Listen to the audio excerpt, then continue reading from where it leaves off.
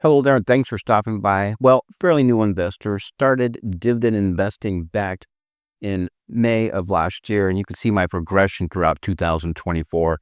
And for this month, January 2025, I'm anticipating about $1,271 of dividend income. And I'm going to get there with these 6 positions. I have 2 round hill funds and then 4 yield max funds. If you look at the QDTE and the XDTE, the monthly dividend I'm expecting, or I'm guesstimating about $1.20 for QDTE and $1.31 for XDTE. And if you look at my share count, you can see the total payout for the month. And then I've got MSTY, which I had plugged in 225. I know it's 227. And then you can see my share count of 106 and then the payout for that. For Coney, I have 200 shares. They already had their payout this month of 83 cents. And then I have YMAX, which is a weekly payer.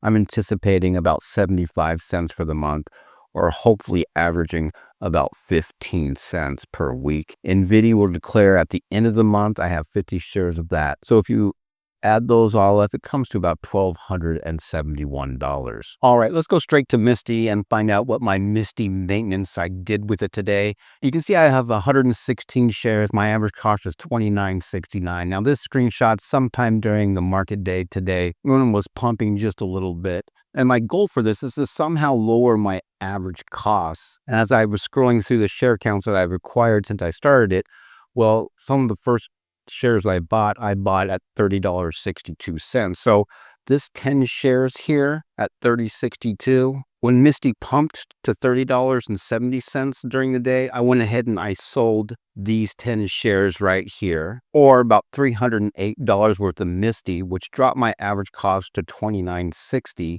And you can see now I have 106 shares. So I sacrificed 10 shares or about $23 in dividends, which I'm perfectly fine with because tomorrow's X dividend and I can put that $300 right back into MSTY because I didn't create a wash sale or anything like that to lower my average cost.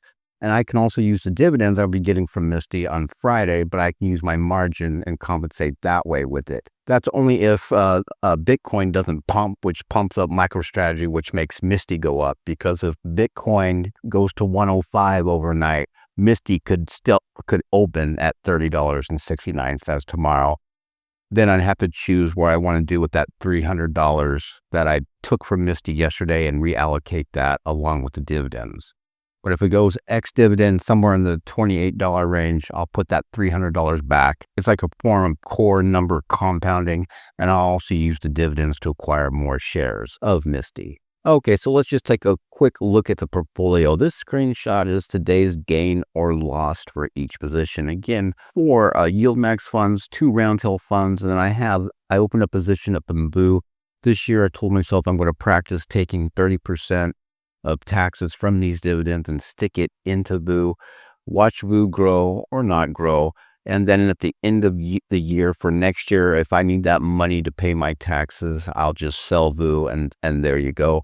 If not, I'll throw it back into these high yield dividends. But what happened in the news today, I guess inflation went up a little bit in December, which is bad news for the American people, but I guess it's good news for investors, meaning that they'll probably go lower the interest rates again, which set off a very green day for us. And my main focus is my round-hill funds, the QDTE and the XDTE. They've been hit pretty hard the past 30 days, and they came up really, really nicely today, almost $1 for each fund.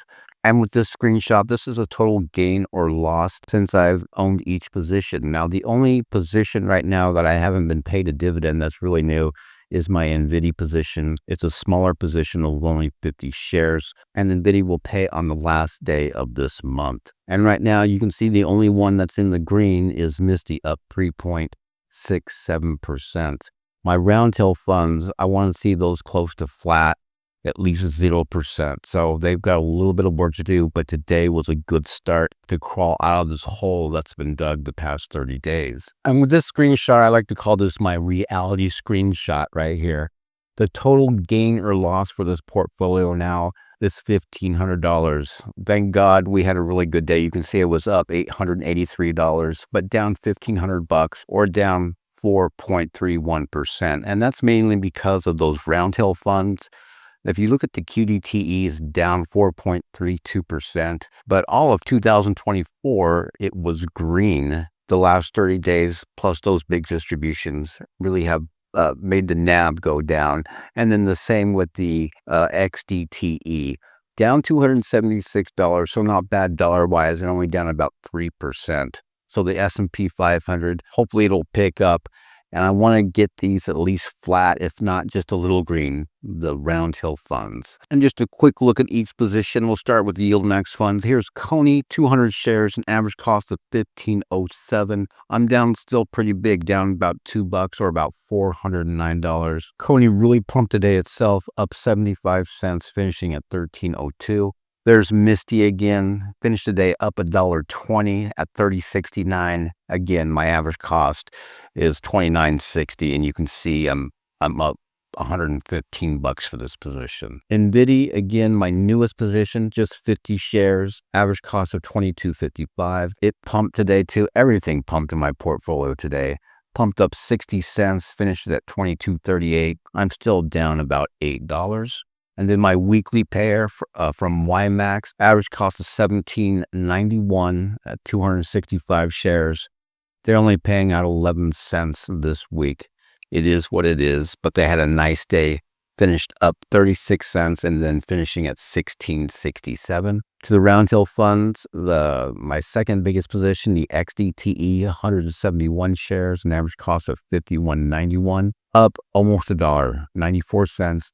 Finished at $50.30. And then my biggest position is the QDTE, 334 shares, an average cost of $42.05. And again, almost up $1 or 95 cents, and finished at $40.24. And then just going back to this screenshot, you can see the dollar amount I have in each position. If I were to add those all up, you would get $33,599. And if we take a look up here, this net debit, this $12,449, that's how much margin I'm using with my brokerage account.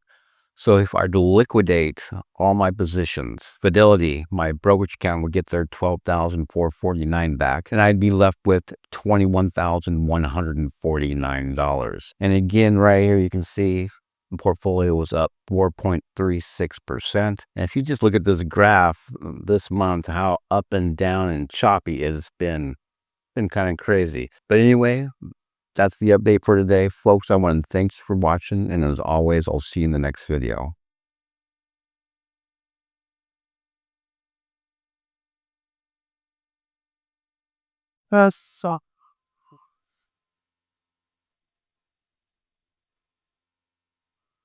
I'd love to see this pump to 105 overnight.